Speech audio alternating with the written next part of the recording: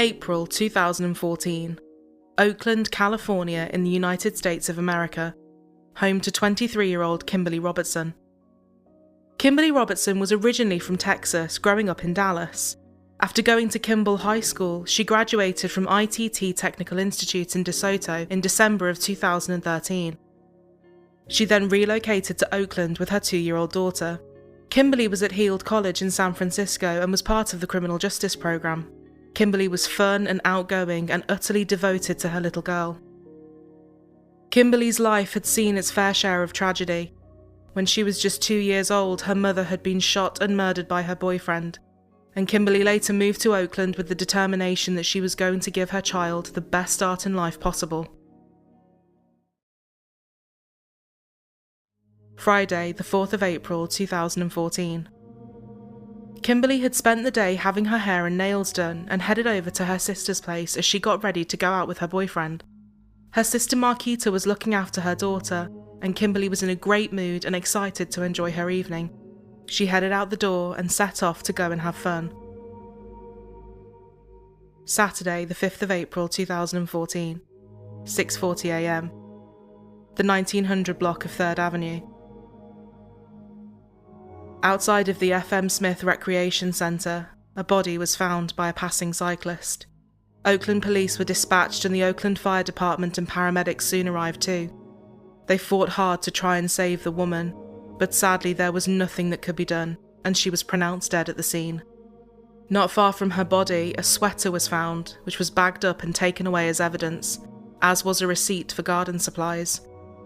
They were able to find some ID on the body, giving their victim a name: 23-year-old Kimberly Robertson. Kimberly's face had been beaten badly, her hands and arms were bruised, indicating that she had tried to fight her killer off. Her jewellery and phone had also been stolen. When Kimberly still hadn't returned home, her sister assumed that she had stayed at her boyfriend's, but soon everything would come crashing down. Detectives informed her that a body had been found. It was that of her sister Kimberly. She was utterly devastated and didn't know of anyone who would want to hurt Kimberly, let alone kill her. But she was adamant about one thing: Kimberly's boyfriend Danny would not be the person responsible. Danny was quickly brought in to be questioned. He was calm and told the officers they hadn't been dating long, but they had been friends for a few months. The pair had been drinking the night before at the Lakeside Lounge at 338 East 18th Street. He said that after drinking that night, he didn't want either one of them driving home. Kimberly disagreed and an argument ensued between the two of them. He called a taxi, but Kimberly walked away, telling him she would get herself home. Danny didn't want to leave her, so left the taxi and got in his car. He drove and parked opposite from where she was stood at a bus stop and decided to wait it out. He told the officers that he fell asleep, and when he woke up later, she was no longer at the bus stop. As the officers looked into his story, they got the results of the preliminary autopsy back. She had suffered massive head injuries and a brain hemorrhage. She had also been the victim of a sexual assault. Tributes were left to Kimberly on her Facebook page, many in complete shock at her death. One person wrote, "It's hard to smile knowing you're gone, but my heart is smiling inside because I know you're in a far better place than this cold world." As the investigation into Kimberly Robertson's murder continued, the police needed witnesses from the Lakeside Lounge, so they headed over to try and piece the previous evening together. It was here that they found witnesses that could reveal everything: security cameras. The camera from outside showed the pair going into the Lakeside Lounge at 11:30 p.m.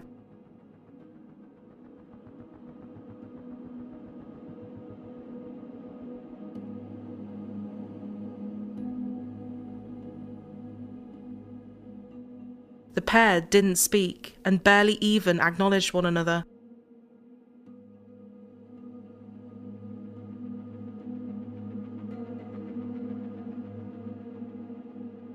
Danny was then filmed talking to two women as Kimberly went on her phone. There was an obvious tension between the couple.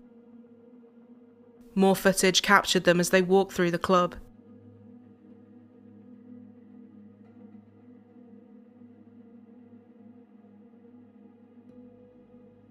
They were then seen leaving the club with a male at 1:15 a.m. They asked Kimberly's sister, and she was able to positively identify the man as being one of Danny's friends. He was brought in by the police and told them he had indeed been with them and had taken them back to the parking lot at 1:24 a.m. where their car had been parked. And the officers could not believe their luck. When they went to the parking lot, they discovered it was next to a Walgreens, and this Walgreens had security cameras. The footage began to play from 1:24 a.m. They watched for more than 20 minutes with no sign of them. Then, at 1:50 a.m., a taxi pulled up.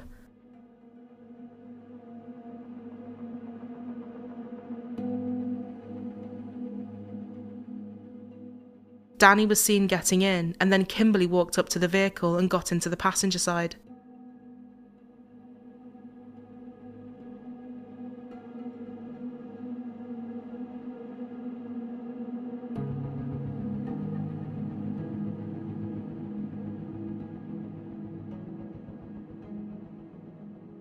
"30 seconds went by and the car was stationary before Kimberly got out and walked away.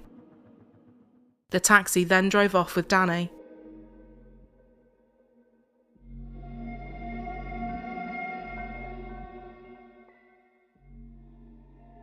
A view from another camera showed Kimberly getting out of the cab and walking back into the parking lot.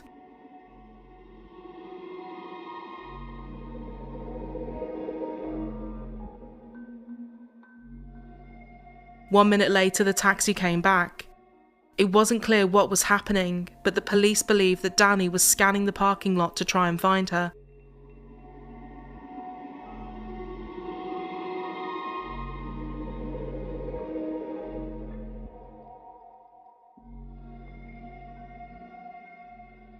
The cab then left again before returning 2 minutes later. Danny got out and the taxi left, but there was no sign of Kimberly anywhere.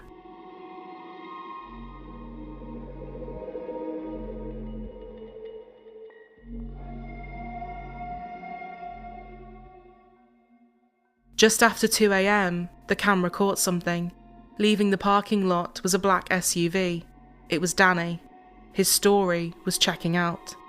The officers drove to the bus stop where Danny said Kimberly had been waiting before he fell asleep. Thankfully, this area too was covered by cameras. His vehicle was seen pulling up just like he had said. He parked opposite the bus stop. The car stayed there all night and he didn't get out until 6:18 a.m. Danny had been telling the truth. His alibi checked out. He had not been the one to murder Kimberly. So, who had?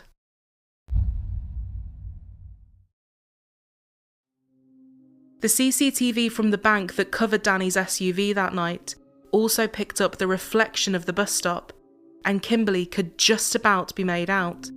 At 2:05 a.m, just a few minutes after Danny pulled up, a red Toyota 4Runner SUV was spotted driving past the bus stop on the other side of the road to Danny's vehicle.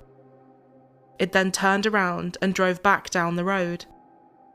When they wound the footage back, they realised something. This was not the first time this vehicle had driven up and down this road. It had done it several times and circled the bus stop where Kimberly was.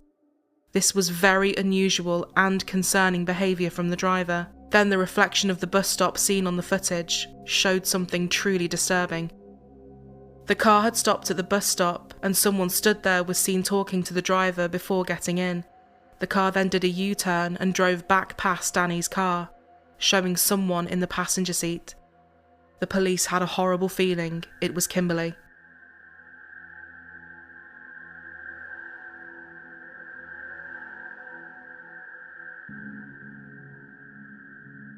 The footage was unable to clearly show the license plate, so investigators asked around, hoping that this was someone Kimberly knew and that someone in her life would know the car and therefore the driver. But nobody did. The next place to look was the FM Smith Recreation Centre where her body had been found. Just like all the other places, this too had surveillance cameras. They began watching the footage from 2:30 a.m, hoping to spot the red Toyota. And at 3 o'clock, the car was seen driving down the road. But so frustratingly, this footage still did not show the license plate clearly. Although the footage was incredibly helpful, It still wasn't enough, so the officers decided to take a different route. One piece of evidence that had been found at the crime scene was the receipt. It was a receipt for a Lowe's home improvement store from the 23rd of March at 6:02 p.m. This store was 100 miles away from where Kimberly had been found. The police called the store, hoping and praying they would still have the footage from 2 weeks ago, but this, by anyone's standards, was a long shot. Unbelievably, the store did. 5:37 p.m, March 23rd, 2014. The red Toyota 4Runner SUV was captured in the parking lot of the store. It parked up, 2 men got out and walked into the store.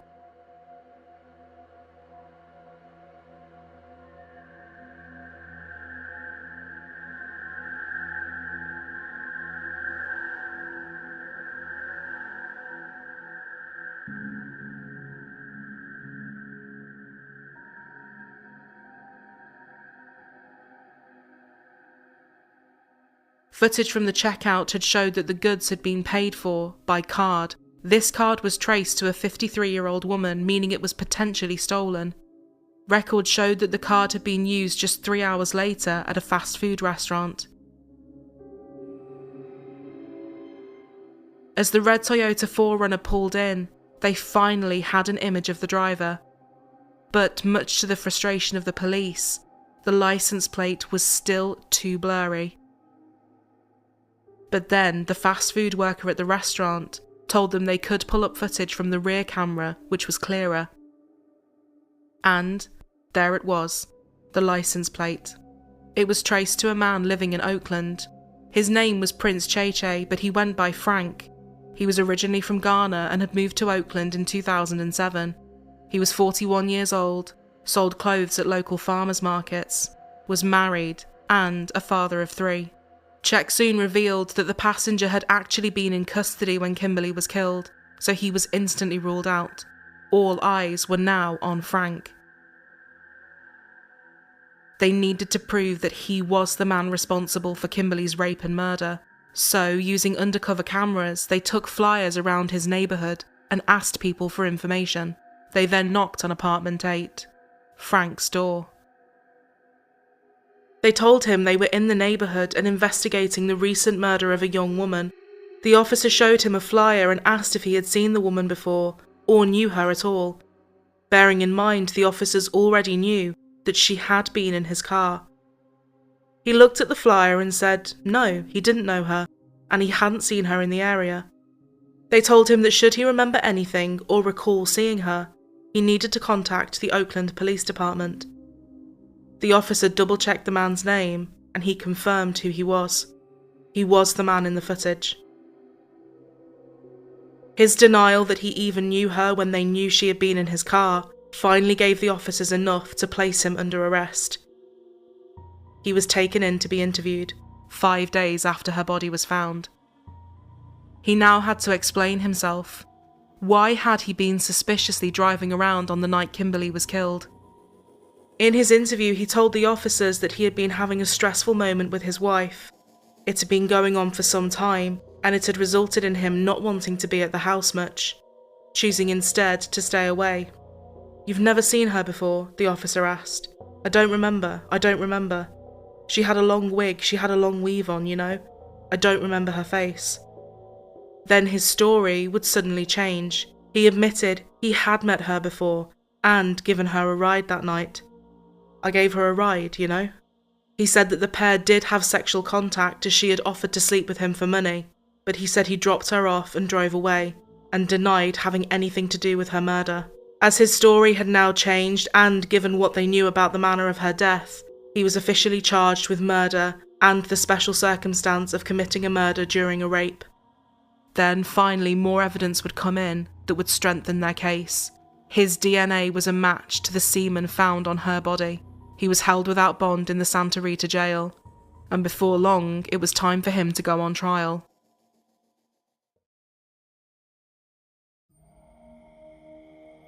He told the court that he had picked Kimberly up at the bus stop by East 18th Street and Park Boulevard in the early hours of the morning on the 5th of April. He denied murdering her. He said that Kimberly had offered to sleep with him for $250 and told him she was working that night. He said he negotiated the price down to $200. He said after getting into his vehicle, the pair drove to a residential neighbourhood and had sex in the back of the car. "I didn't kill this woman. All I had was sex with her," he said. Earlier in the evening, he had been with his wife and children, and they had gone to a concert at the University of California at Berkeley. When they got home, his wife told him she was tired and didn't want to have sex with him. He said he had initially lied to the police and said he had no sexual contact with Kimberly as he didn't want his wife to find out. It was argued by the defence that the prosecution had not proven beyond a reasonable doubt that he was the man responsible for Kimberly's murder, and added that there were no witnesses either. His lawyer said he had made the stupid decision to pick Kimberly up, referring to their interaction as a one-night stand. After being with her for an hour, his defence argued that he had dropped her by the FM Smith Recreation Centre at 3 o'clock that morning before driving home. Having a one-night stand doesn't make you a rapist and doesn't make you a killer, and there's no evidence he had a motive to kill or hurt her, his lawyer said. Frank added that he had spotted some blood on Kimberly, and she said that she had got into an argument with a man who had pushed her out of a car, but that she was okay. Under cross-examination, Frank admitted that his wife was extremely angry with him over an extramarital affair and said that she didn't want to see him anymore. The prosecution did state that the case against him was built on circumstantial evidence, but added that it was strong, and the only reasonable conclusion one could come to was that he was the person who had raped and murdered Kimberly. The evidence was as follows. Frank's wife had told him she didn't want to be with him anymore due to his infidelities, thus leaving him deeply angry and upset. His red Toyota 4Runner SUV being captured on the security cameras, driving around where she had gone missing from. He was the last person to see her alive. The receipt found by her body. The footage proving he had been the one to purchase those goods. Where he said he had dropped her off was where her body was found. And his DNA was found on her. The jury would deliberate for less than 2 hours, and he was convicted of first-degree murder and the special circumstance of committing a murder during a rape. He was sentenced to life in prison with no possibility of parole. The lies he had attempted to tell about Kimberly, saying that she was a sex worker and had slept with him willingly, calling it a one-night stand, had clearly not been believed by the jury. Despite his denials, the judge told him that the jurors came to the conclusion that you were just lying and you perjured yourself. They decided that you raped and killed her. The judge also said that he had been hopeful that when given the chance to talk in court, he would have shown some degree of remorse for what he had done, but added that it was unlikely. "I don't think you have that kind of heart," he said. Kimberly's sister told him, "You had a choice. You didn't have to kill her. I can never replace my sister. My life will never be the same."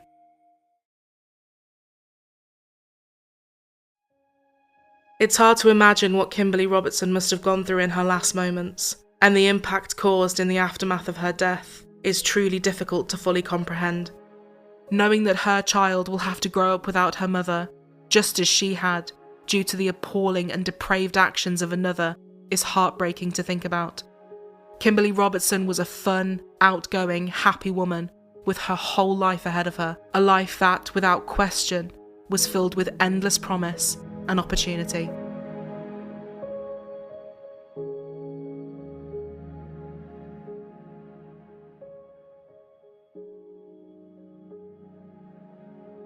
We are so grateful to all of our viewers and all of our patrons, and we'd love you to consider joining our little community over on Patreon. It supports us as a channel, and we couldn't be more appreciative of anyone that does so. It also gives you behind the scenes, extra episodes, and early ad-free access.